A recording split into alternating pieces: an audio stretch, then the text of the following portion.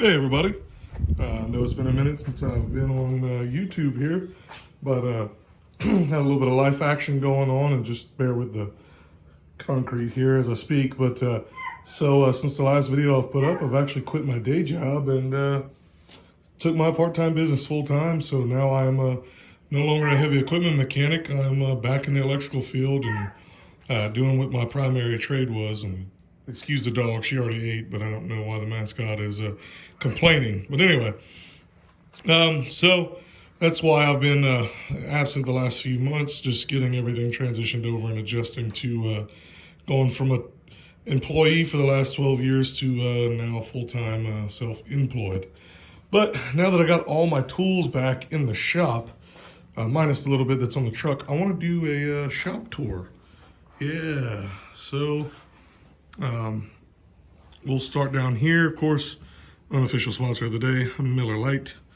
You guys have already seen the workbench and the pegboard setup, and this aerosols and wood screws and then miscellaneous screws here, and a bench vise that's very dear to me that I'll be doing a video on, so we won't really cover it. I'm also going to be doing a video on these magnetic socket holders here. They're fantastic. So the blue ones I picked up at an Ollie's around Christmas time, but they're probably the same manufacturer is what it looks like as these, just rebranded, but these are US General out of Harbor Freight, and I am in love with these things. So I'll do a video of these. But anyhow, so you pretty much know the setup: 1/4 inch 3/8 drive, and then 1/4 inch to 3/8 wrenches, sockets, standard, metric, crescents, most used pliers, air tools, hammer, screwdrivers, big and small, pocket screwdriver, and junk. That's pretty much what gets me through the day-to-day in this shop for home projects. So this was my my Craftsman. It's a 26-inch top and it's a 26-inch bottom and I think a 24 top. This was my travel box, and actually was my first toolbox when I bought this place. And I sold it and then traded it back for another toolbox I had to a young guy that was starting out. He was big into side-by-sides and four-wheelers, and I had that little Back to the Basics diamond plate box. I actually traded him back for this box because I was working out of two different shops, and I needed a small box. And then I also bought that 26-inch top right there when I was doing that. I had just set that on a drum for those few weeks I was in that other shop. But anyhow, so in here is just basically junk. Most of it is empty, as you see. I mean, fire gloves. I'm on the fire department, so some fire gloves, wood holders, electric fence tester, extra charger, all these special wrenches that I saved and did a video on a while back. So flare nuts, double opens, offset box, stuff of that nature. Swedge lock tubing benders, cutter, PVC cutter, and a stapler. So just kind of junk. The only thing really worth value in this is my carpentry tools, a few power tools I keep down there. This was my first big boy box. So it was a Husky bottom and a Craftsman top, both 55-inch. And this is what I started out with, and I quickly outgrew that because I actually bought it pretty much full as it was. So it's no longer really that full, but the hutch opens up. I got all my magnet bowls up there, and then I got a US General magnet tray. Holds a few different things, sold set of keys and just junk at the moment. This is actually a Rhino plug for hydraulic hoses, and I'm going to do a little review on that before long. Handy little tool if you mess with hydraulics. But getting into it, we have a screwdriver drawer, and pardon me, I'm not really getting into depth into anything. I'm just going through quick and showing you the layout. There's going to be more reviews to come. Just want to get some content up and show you where I've been. So screwdrivers, and basically everything that's in here is extra, right? It's auxiliary. The main tools are in the truck, in the electrical truck, and then the main other house tools stay here on the bench. So 95% of what I can do, I do from either the bench or out the truck. This is where the special tools and the extras go. So this is exactly how it was set up when I was at the dealership. So screwdrivers, crescents, and an older pipe wrench. This is all of my radiator hoses, radiator clamps. These are gland wrenches, spanner wrenches for hydraulic cylinder tops, right? So the tits that stick up, you put them in there, and then you put a 3/4 drive or half drive, and you open up the top of the gland of the hydraulic cylinders. So I have 2 of those. And then these are special tools to set internal seals inside of cylinders when you rekit a hydraulic cylinder. Not everybody has a true need for that, but because I was a heavy equipment mechanic at a dealer, I have a lot of stuff. This is my electronics drawer, so now it holds my extra, my backup voltmeter, infrared gun, my backup hot or not, spare battery to charge like a phone or a computer. This is a universal belt tool, which is junk, but I'll do a video on that. Test light, extension leads for DC stuff, old tape, just kind of remnants, like I said, of what was. So, scrapers and picks. I love this carbide snap-on scraper, so I'm going to do a video on that one as well, but this is how that's laid out. Files, tweezers, punches, and chisels, all right here. Strap wrenches and a seal puller, good little tool right here. Kind of goes in there. Backup pliers, small pliers. And then here I have all of my my inch and inch and a quarter and above. So inch and a quarter up to 2 inch, and then 32 millimeter up to 50 millimeter.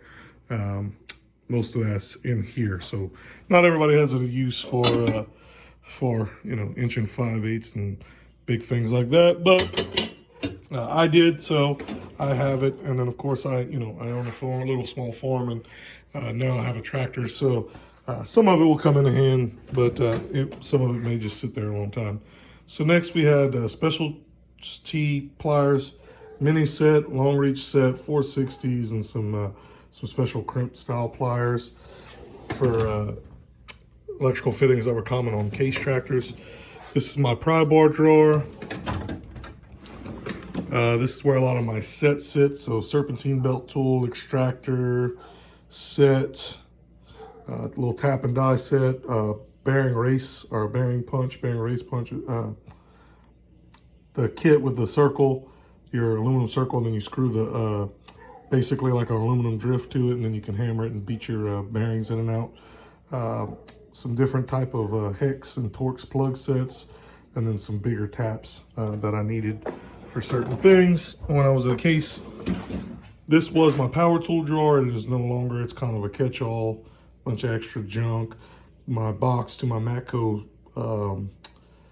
AC gauges, and then some AC parts, little kit that I had some miscellaneous stuff in for when I changed my wife's compressor on her car the other day.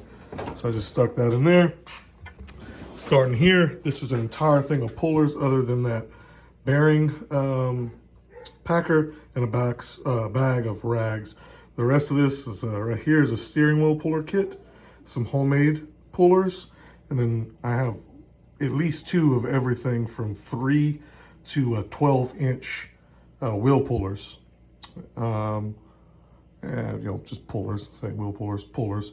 One's actually a hydraulic, and the rest of them are the old, the mechanical style pullers. Again, not everybody needs all of that. This is my air tool drawer.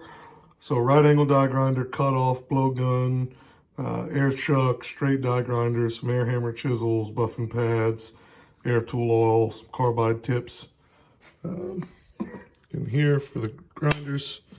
So got that, empty drawer, and a junk drawer, JLG Manlift computer, or JLG computer in general. And this one wants to close, hang on. Adapters, sample puller, sample hose, different things of that nature, Schrader tool, This is a special drain for case stuff, and then a feeler gauges and a little deal to force grease zerks to take grease with a small hammer. So I have that there. So this is the first 55-inch top and bottom. So now I have my Snap-on 55-inch Classic. This was what I bought last when I outgrew that box. So what stays in here now, half-inch drive stuff. So half-inch shallows, half-inch deeps. This is a Flex 3/8 old Craftsman set. I think I did a review on it.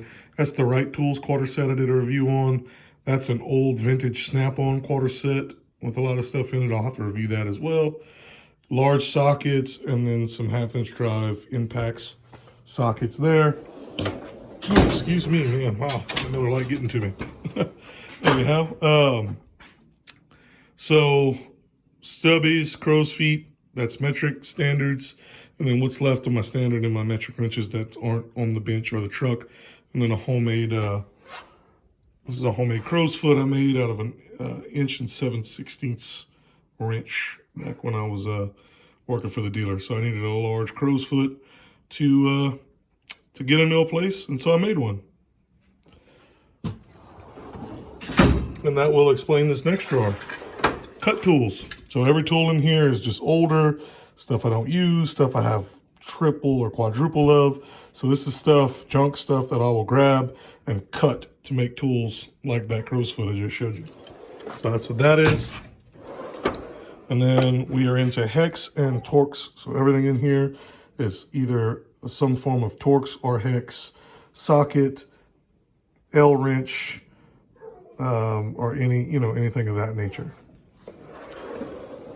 And power tools, yes, Snap-on power tools. So this is my mechanics power tools. So a couple of half-inch. This is a half-inch below it. There's two half-inch drives.